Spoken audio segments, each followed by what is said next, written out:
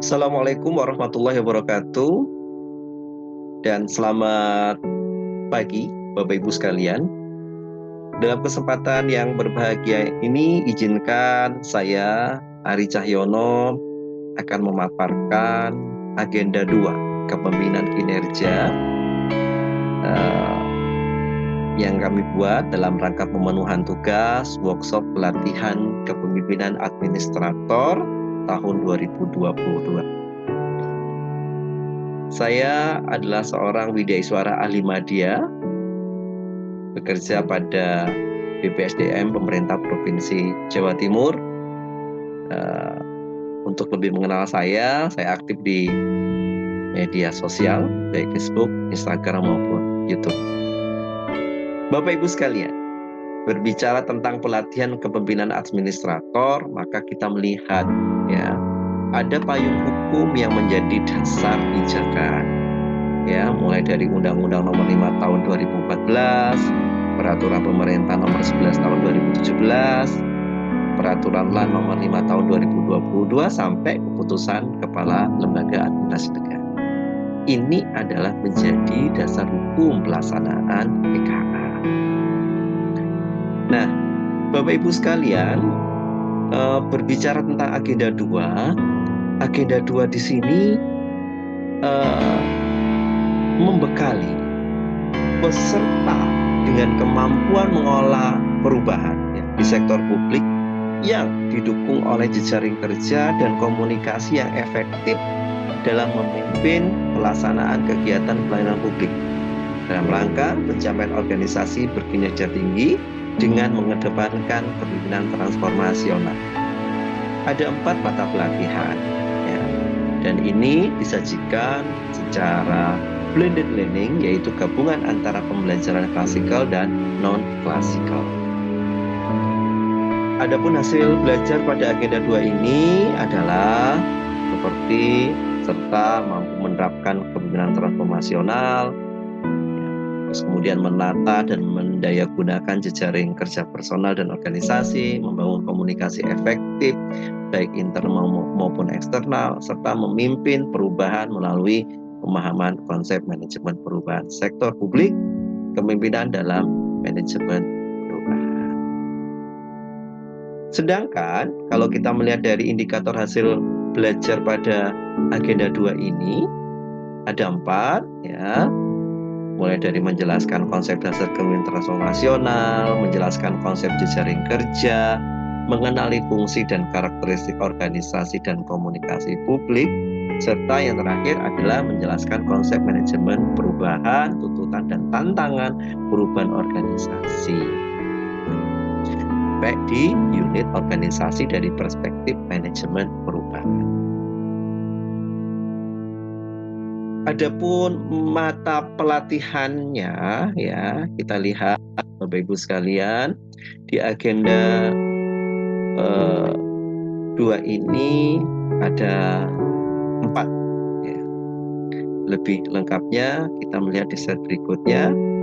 Di sini kepemimpinan transformasional meliputi materi pokoknya, konsep dasar kepemimpinan transformasional, konsep dasar coaching dan mentoring, simulasi dan refleksi kepemimpinan transformasional, terus kemudian jejaring kerja, ya, mulai dari jejaring kerja, analisis jejaring sosial, penataan ulang jejaring personal dan organisasi, pendayagunaan jejaring kerja personal dan organisasi, dan mata pelatihan ketiga adalah strategi komunikasi organisasi sektor publik, meliputi konsep fungsi dan karakter organisasi publik dan komunikasi publik, serta strategi membangun komunikasi efektif dalam organisasi dan komunikasi strategis, serta komunikasi strategis bagi pencapaian misi organisasi dan keterampilan khusus dalam mendukung pelaksanaan advokasi kebijakan. Dan mata pelatihan berikutnya adalah manajemen perubahan sektor publik. Materi pokoknya meliputi konsep manajemen perubahan, tuntutan tantangan perubahan organisasi, pengolahan perubahan di unit organisasi, dan analisa permasalahan perubahan atau kita mengenal namanya diagnosa organisasi. Di mana? Di unit organisasi dari perspektif manajemen. Bapak Ibu sekalian, ya, kita melihat bagaimana desain kurikulum ini mulai dari agenda 1, 2, 3, dan 4. Yang terakhir adalah ditutup dengan evaluasi akhir. Di sini menunjukkan kepemimpinan gereja untuk organisasi berkinerja. Bapak Ibu sekalian, jika kita melihat dari blended learning PKA, waktu pelaksanaan itu terdiri dari 908 JP atau kurang lebih 105 hari pelatihan. Dan di sini Bapak Ibu sekalian, kita melihat pembelajaran mandiri, ya. Itu kita temukan khususnya untuk agenda 2, ya, di hari keempat dan hari kelima. Sementara pada proses e-learning, ya, kita menemukan terjadwal di hari ke-13, hari ke-14, dan hari ke-15. Sementara pada latihan klasikal kita menemukan, ya, terjadwal di pertemuan hari ke-30 dan hari 31. Nah, adapun strategi pembelajaran atau teaching strategi pada blended learning ini, Bapak Ibu sekalian, pada proses MOOC, ya, ini diawali dengan kegiatan belajar mandiri yang dilakukan oleh peserta dengan mendownload dan mempelajari modul, termasuk mempelajari bahan ajar, bahan tayang, mendownload dan menonton video.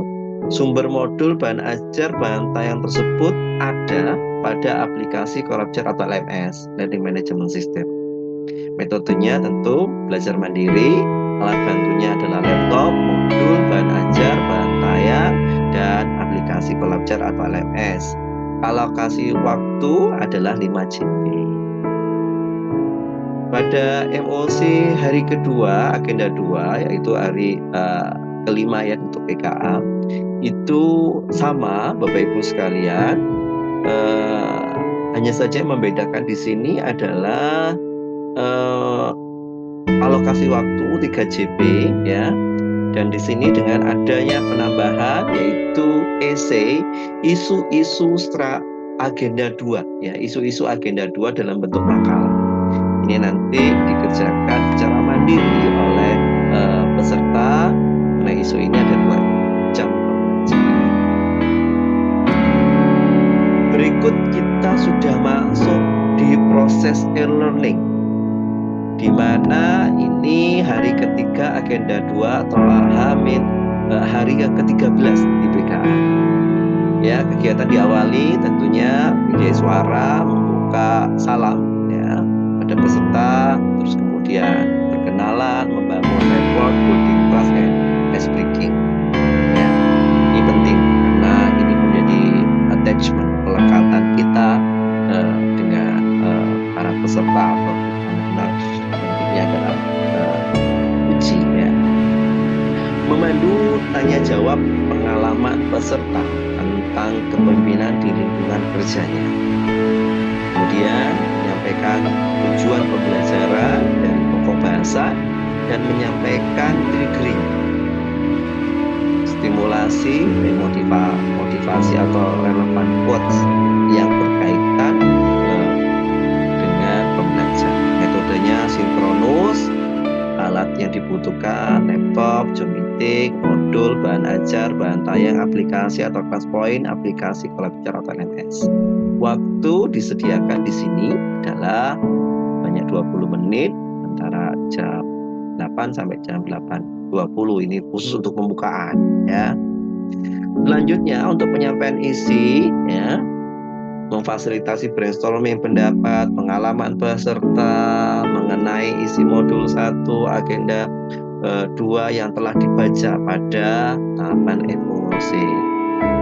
Terus kemudian membantu diskusi tentang siapa tokoh transformasi leader bagi peserta,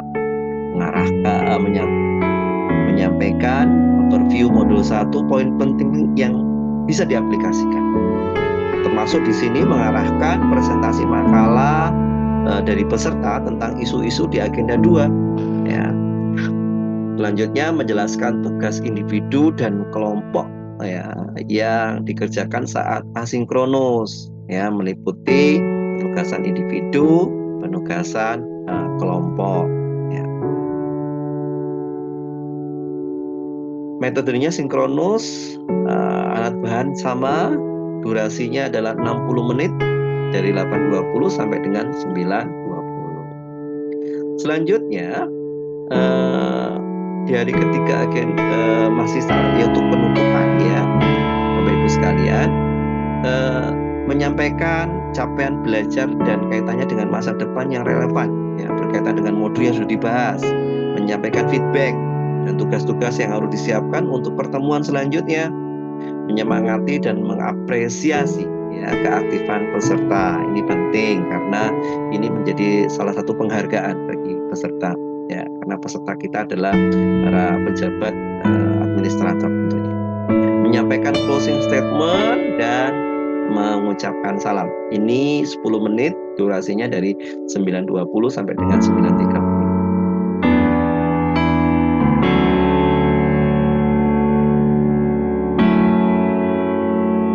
Sementara di hari ketiga agenda 2 atau H13 di PKA, Bapak Ibu sekalian, kita melihat kegiatan kita yaitu pembelajaran mandiri dilakukan oleh peserta ya, menyelesaikan tugas individu ya dengan metode asinkronus, durasinya ada 90 menit, alat bantunya laptop, modul, dan ajar, bahan layar, aplikasi, Collabjar atau learning management system. 2 jam berikutnya masih sama, yaitu pembelajaran dilakukan mandiri, menyelesaikan tugas individu, tapi ini lebih pada menganalisa dan mengimplementasi konsep pengembangan kompetensi pegawai di lingkungan unit kerjanya. Ini implementasi dari modul pertama. Sesi berikutnya adalah pembelajaran mandiri yang dilakukan oleh peserta dan menyelesaikan tugas kelompok ya. Lebih pada modul 2 dan modul 3 ya, sebanyak asinkronus tetap, alat bantunya sama, jumlah alokasi waktunya 135 menit. Di hari keempat agenda 2 atau hari 14 PKA, masih e-learning sama Bapak Ibu sekalian, kita menyampaikan greeting atau salam pembukaan ya, memandu tanya jawab tentang pengalaman belajar dalam membangun jejaring kerja, terus kemudian strategi komunikasi baik internal maupun eksternal yang dilakukan, menyampaikan tujuan pembelajaran, dan kita memandu untuk menarik ini dengan menggunakan quizzes, kahot atau polling ya. Metodenya sinkronus, alat bantunya sama ya, laptop, Zoom meeting, modul, bahan ajar, bahan tayang, aplikasi kelas point, aplikasi Collabjar. Ini durasinya 20 menit. Nah, Bapak Ibu sekalian, di penyampaian isi kita memandu brainstorming atau mengajak diskusi mengenai isi modul 2, mengarahkan peserta tentang makalah tentang isu agenda 2 ya. Membuat simulasi advokasi, menyampaikan tugas juga ya pada kelompok. Berkaitan dengan apa? Berkaitan dengan peta jejaring kerja dan strategi komunikasi ya. 3 narasumber atau kelompok yang tampil masing-masing 10 menit ya. Kita batasi ini Bapak Ibu sekalian ya. Menjelaskan tugas individu yang dikerjakan saat asinkronus ya, termasuk learning journal, menganalisis organisasi future ya, dan kemudian menyampaikan rangkuman. Sinkronus, alat bantunya laptop sama ya dengan sebelumnya, dan alokasi waktu yang tersedia adalah 60 menit. Oke. Di hari masih kelanjutannya tadi ya Bapak Ibu sekalian, kita tutup ya menyampaikan capaian belajar kaitannya dengan masa depan, relevansi modul ini dengan yang dibahas, menyampaikan feedback, dan tetap kita harus memberikan semangat, mengapresiasi keaktifan peserta, dan kita harus closing statement dengan quote note mungkin, dan menyampaikan salam. Sama metodenya sinkronus, alat bantunya sama, durasi waktu adalah 10 menit. Selanjutnya di hari ke-14 ya, metodenya asinkronus, di mana peserta ini semua menyelesaikan tugas-tugasnya, tugas individu ya, dan alat bantunya laptop, modul, bahan ajar, bahan tayang, aplikasi Collabjar atau LMS, durasi waktu 3 GB dan 4 GB dari jam 9.30 sampai jam ini ya 11.45, terus kemudian dilanjutkan lagi 13.00 sampai jam 16.00. Di hari ke-15 ya,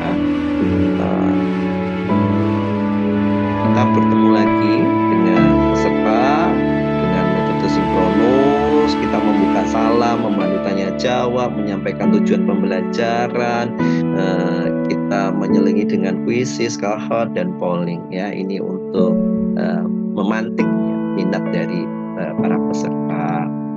Alat bantunya laptop, Zoom meeting, modul, bahan ajar, bahan tayang, aplikasi kelas poin ya, yang seperti tadi disebutkan, aplikasi Collabjar. Waktu durasi awal ini 20 menit. Selanjutnya setelah pembukaan adalah penyampaian isi ya. Kita memandu secara brainstorming, overview modul 4, dan diskusi, di mana mengarahkan peserta tentang isu-isu dalam agenda 2 ya. Termasuk juga membuat simulasi webinar ya, menyampaikan rangkuman bersama, dan kita lanjutkan dengan sinkronus yang langsung. Menjelaskan tugas individu ya saat asinkronus, termasuk menyusun learning journal dan studi kasus. Kita laksanakan secara sinkronus, alat bantunya laptop, Zoom meeting, modul, bahan ajar, bahan tayang, aplikasi Collabjar, dan durasi penyampaian isi ini adalah 60 menit.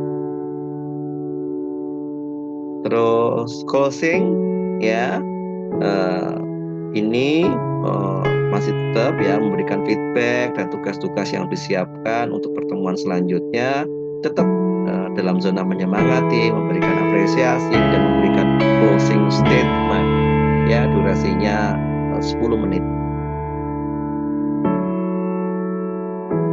Di asinkronus di hari kelima agenda 2 ya, hari ke-15 di PKA nih, peserta menyelesaikan tugas ya, menganalisa kasus smart governance yang diberikan oleh pengampu ya. Metodenya asinkronus. Di sini alat bantunya mencakup laptop, modul, bahan ajar, bahan tayang, aplikasi Collabjar. Dibagi 2 GB, 2 GB. Nah, pada saat klasikal ini yang penting ya, di hari ke-6 agenda 2 atau hari ke-30 dari proses PKA ya, Bapak Ibu sekalian. Ini ada durasi yang pertama, sesi pertama itu 3 jam pembelajaran ya, mencakup salah, mengarahkan ke dinamika kelompok atau energizer ya, membangun trust lah intinya, membantu tanya jawab, membahas tugas learning, sampai membantu diagnosa masalah organisasi. Tentunya ini dilakukan secara klasikal, baik ceramah, tanya jawab, diskusi, brainstorming maupun ice breaking ya. Alat bantunya laptop, modul, bahan ajar, bahan tayang, aplikasi Collabjar LMS, aplikasi kelas poin, proyektor. Ini dilaksanakan secara klasikal sebanyak 4 jam pembelajaran. Berikut juga dengan sesi kedua mengarahkan peserta untuk studi banding virtual, yaitu model pembelajaran transformasional yang kita menggunakan video inspiratif ya, ditanya jawab, kristalisasi tentang di tontonan tersebut. Ini metodenya menonton video, tanya jawab, diskusi, brainstorming, ice breaking ya. sama alat bantunya ya, ditambah dengan video. Durasinya 3 jam pembelajaran. Berikutnya sesi ketiga adalah memandu diskusi lesson learn dari studi banding virtual ya. Memandu dengan kelas besar juga, menyampaikan rangkuman bersama pembelajaran klasikal, menyampaikan capaian dari belajar dari klasikal dan feedback tentunya, dan kita closing statement ya. Sama metodenya ceramah, tanya jawab, diskusi, brainstorming, speaking. Alat bantunya pun juga sama ya seperti sebelumnya, dan durasinya sebanyak 3 jam pembelajaran. Klasikal hari kedua, Bapak Ibu sekalian ya, dilaksanakan hari ke-31 di PKA. Bapak Ibu sekalian, ini meliputi salam, sharing pengalaman belajar, menyampaikan tujuan pembelajaran. Pada pertemuan klasikal yang kedua, menyampaikan quotes atau motivasi, ini energizer, biar peserta tetap semangat, memandu tanya jawab pengalaman dalam pembelajaran mandiri agenda 2 ya. Metodenya ceramah, tanya jawab, diskusi, brainstorming, speaking ya, sama alat bantunya ya. Durasinya dengan 3 jam pembelajaran. Berikutnya Bapak Ibu sekalian, di sesi kedua ya sebanyak 3 jam pembelajaran ini memandu brainstorming, yaitu tentang penerapan membangun jejaring ya, dengan melihat modul 2, masuk juga strategi komunikasi organisasi modul 3 dan modul 4. Kemudian menyampaikan penyusunan strategi penerapan kepemimpinan kinerja organisasi dengan membangun jejaring kerja lintas kelembagaan ya, termasuk Strakom ya, sektor publik dan manajemen organisasi publik yang kita bagi secara 4 kelompok. Metodenya sama ya, tambah dengan speaking sehingga mampu membangkitkan semangat peserta ya. Durasinya sebanyak 3 jam pembelajaran. Sesi ketiga itu adalah memandu desain seminar ya, mengarahkan seminarnya ke strategi penerapan kepemimpinan organisasi dengan membangun jejaring kerja lintas kelembagaan dan strategi komunikasi sektor publik. Di sini kita menyampaikan refleksi tentang pembelajaran modul keempat. Durasi waktunya 3 jam pembelajaran, kalau metodenya sama hanya tambah dengan seminar saja di sini. Bapak Ibu sekalian, di sesi keempat ya, di sesi keempat itu menyampaikan penerapan dan evaluasi modul 1, 2, 3 dan 4 ya, bagi peserta ya, tantangan dan solusinya. Menyampaikan agenda 2, mengembangkan kompetensi kepemimpinan kinerja, future leader, what next. Ini diskusi kelompok. Kemudian menyampaikan paparan dengan memandu tanya jawab, capaian belajarnya, menyampaikan feedback ya. Tidak lupa di sini ya, menyampaikan nanti closing statement sebagai salam penutup. Di sini metodenya seminar, tanya jawab, diskusi, brainstorming, speaking, ceramah interaktif ya. Ini alat bantunya juga sama ya. Dan alokasi waktu ada 3 jam pembelajaran. Selesai kegiatan pembelajaran agenda 2 ini dilanjutkan dengan evaluasi Bapak Ibu sekalian. Nah, evaluasi di sini setidaknya ada pertanyaan pemantik ya, artinya ada 10 pertanyaan meliputi jelaskan konsep dasar kepemimpinan transformasional dan bagaimana implementasinya pada unit kerja. Misalkan, terus kemudian kedua, jelaskan konsep coaching dan mentoring, bagaimana contoh refleksi kepemimpinan transformasi melalui coaching dan mentoring di lingkungan kerja Anda. Menjelaskan konsep jejaring kerja dan berjejaring kerja ya, dan bagaimana implementasi di unit kerjanya masing-masing. Konsep analisa jejaring sosial untuk menganalisis jejaring kerja, berikut contohnya di masing-masing unit kerja. Dan menjelaskan konsep menata ulang jejaring kerja baik personal maupun organisasi dan bagaimana penerapannya, pendayagunaannya di masing-masing unit kerja. Dan yang keenam adalah bagaimana fungsi karakter organisasi publik dan komunikasi publik dalam mendeskripsikan strategi dalam membangun komunikasi yang efektif dan komunikasi strategis di unit kerja. Terus deskripsikan ya komunikasi strategis ini dalam pencapaian misi organisasi. Memberi keterampilan khusus pada kegiatan ini mendukung pelaksanaan advokasi kebijakan ya. Nah, ini advokasi kebijakan penting. nantinya kaitan dengan hasil perubahan para peserta. Nah, bagaimana pengetahuan intelektual dapat dimanfaatkan untuk melaksanakan advokasi, ya, baik di dalam maupun di luar pemerintahan, dalam memberikan argumen, bukti guna mencapai hasil perubahan yang diharapkan di unit kerja masing-masing. Ya. Terus jelaskan konsep manajemen perubahan, tuntutan dan tantangan perubahan organisasi serta tunjukkan implementasinya di unit kerja dari masing-masing peserta. Dan yang terakhir adalah jelaskan proses pengelolaan perubahan unit organisasi dan bagaimana praktek analisa permasalahan, perubahan atau diagnosa organisasi di unit organisasi dari perspektif manajemen perubahan. Itu adalah 10 evaluasi yang diberikan pada peserta, dan ini diharapkan menjadi salah satu kunci, ya, kita melihat dari apa yang bisa diambil oleh peserta, ya, capaian mereka. Demikian kiranya pemaparan dari saya, Ari Cahyono. Lebih dan kurangnya saya mohon maaf. Akhir kata saya ucapkan terima kasih. Saya akhiri, wabillahi taufik wal hidayah. Wassalamualaikum warahmatullahi wabarakatuh.